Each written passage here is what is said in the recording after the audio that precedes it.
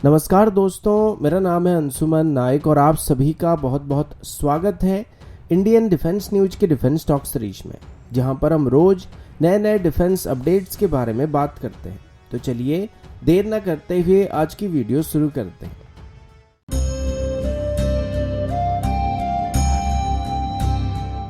आज की पहली अपडेट लाइट टैंक्स को लेकर। जब से लद्दाख में भारत और चाइना के बीच फेसअप हुआ है, उसके बाद से ही भारत को लाइट टैंक की जरूरत महसूस होने लगा था, जिनको आसानी से एयरलिफ्ट किया जा सके और पहाड़ी रैम इसको ऑपरेट किया जा सके। क्योंकि हमारे एग्जिस्टिंग T-72 या T-90 जैसे टैंक्स की बात करें तो ये लद्दाख में ऑपरेट तो कर सकते हैं, लेकिन T-72 काफी पुराना हो चुका है, जो कि मॉडर्न वॉरफेयर में ज्यादा देर तक सर्वाइव नहीं कर पाएगा। और T-90 टैंक्स की बात करें तो ये थोड़ा हेवी टैंक है, यानी कि पहाड़ी रास्ते में जो ब्रिज वगैरह बनाए जाते हैं उन सभी में कुछ ऐसे ब्रिज मौजूद है जिनमें से इसको ले जाने में हमको दिक्कत हो सकता है। तो इसी वजह से भारत की तरफ से लाइट टैंक्स को खरीदने का प्लान बनाया गया था। इनिशियली प्लान था कि हम रशिया से स्प्रूट लाइट टैंक को लिमिटेड नंबर में खरीद लेंगे, लेकिन फिर इसके बाद एक टेंडर को भी फ्लोट किया गया था जिसमें 350 लाइट टैंक को खरीदने का प्लान किया गया था।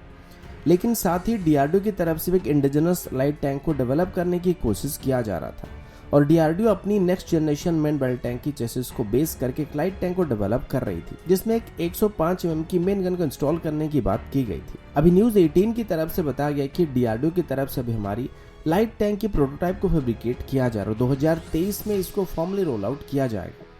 इसके लिए डीआरडीओ और एलएनडी को जॉइंटली एक लाइट टैंक को डेवलप करने के लिए अप्रूवल दिया गया था और अभी बस कुछ ही सालों के अंदर ही डीआरडीओ और एलएनडी की तरफ से हमारी पहली लाइट टैंक की प्रोटोटाइप को तैयार किया जा रहा है। हालांकि अभी तक इस टैंक की एक भी रियल इमेज सामने नहीं आया है, लेकिन जल्दी हमें इस टैंक को देखने को मिलने वाला है। फिलहाल अगले महीने ही होने वाली डिफेंस एक्विजिशन काउंसिल की मीटिंग में इस पर बातचीत होने वाली और अभी इसका एक फॉर्मल नाम भी रखने की बात की जा रही है, जिसको शायद जोरावर रखा जाएगा। और जहां तक मुझे लगता है कि इस नाम को शायद महाराजा रणजीत सिंह के जनरल जोरावर सिंह के नाम पर यहाँ पे रखा जा रहा है।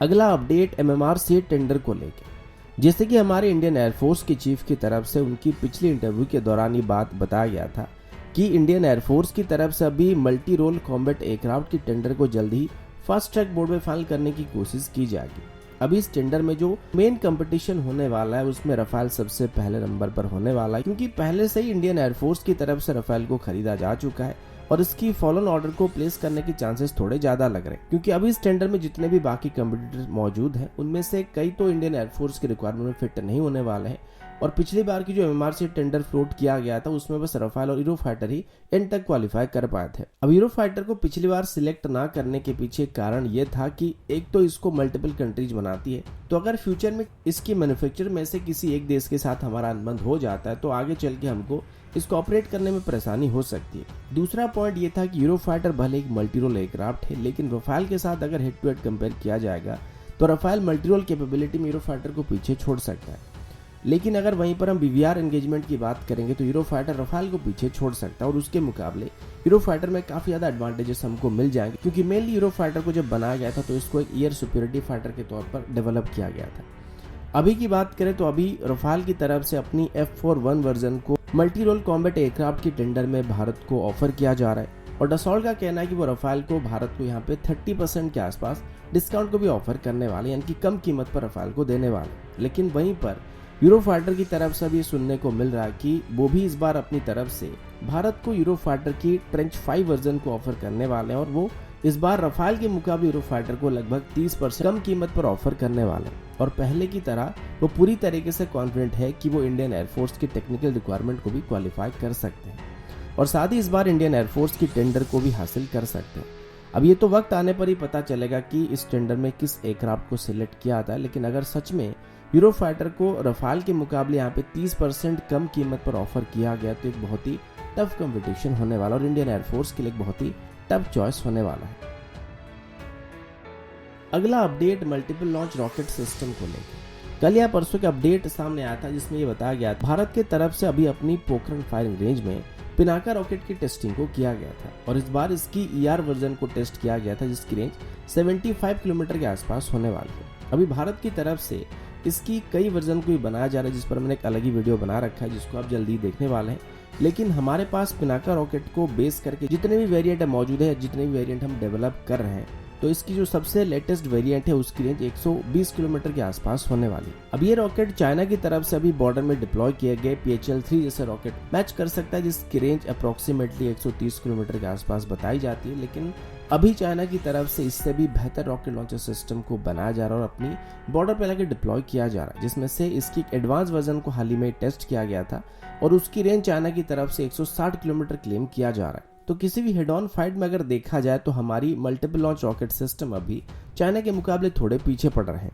तो इसी वजह से अभी पिनाका रॉकेट को फर्दर डेवलप करने की कोशिश की जाएगी। अभी तक इसकी मार्क 2 और मार्क 2 ER वर्जन को डेवलप करने की बात की गई थी, जिनकी रेंज 120 किलोमीटर के आसपास होने वाला था। लेकिन अभी इसके एक मार्क 3 वर्जन को भी डेवलप करने की बात किया जा रहा है, जिसकी स्ट्राइक रेंज करीब 200 से 250 किलोमीटर के आसपास होने वाली है और जल्दी इसको डेवलप करने के लिए अप्रूवल मिलने की बात की जा रही है। बताया जा रहा है कि अगर इसी साल इस प्रोग्राम को अप्रूव किया जाता है तो आने वाले 2 से 3 सालों के अंदर इसके डेवलपमेंटल ट्रायल को शुरू किया जाएगा और इसे सीधे तौर पर प्रोडक्शन रेडी कंडीशन में टेस्ट किया जाने वाला है, ताकि टेस्टिंग कंप्लीट होने के तुरंत बाद ही इसको इंडियन आर्मी में इंडक्ट किया जा सकेगा।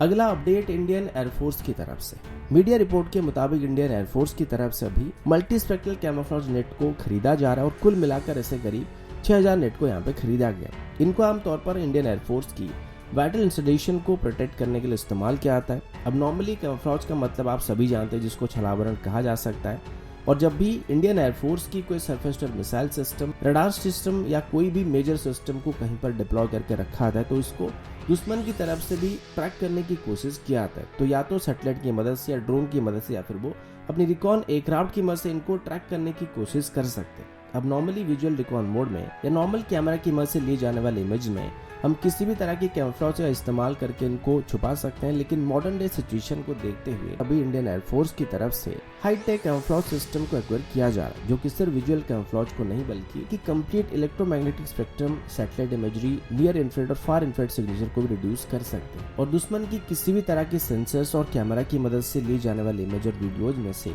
इंडियन एयरफोर्स की वाइटल स्ट्रक्चर को हिडन रख सकते हैं। अब अच्छी बात यह है कि इन सिस्टम को भी पूरी तरीके से भारत में बनाया जा रहा है और अब एक इंडियन MSME कंपनी की तरफ से इनको मैन्युफैक्चर किया जा रहा है। ये सिर्फ कैमोफ्लेज सिस्टम होने के अलावा हीट और कोल्ड रेजिस्टेंस भी होने वाले हैं और इसको कोई भी कीड़े मकोड़े खा के खराब नहीं कर सकते और ना ही इस पर ऑयल गिर जाने से, लुब्रिकेंट वगैरह गिर जाने से या फिर कोई और चीज गिर जाने से ये खराब होने वाला है।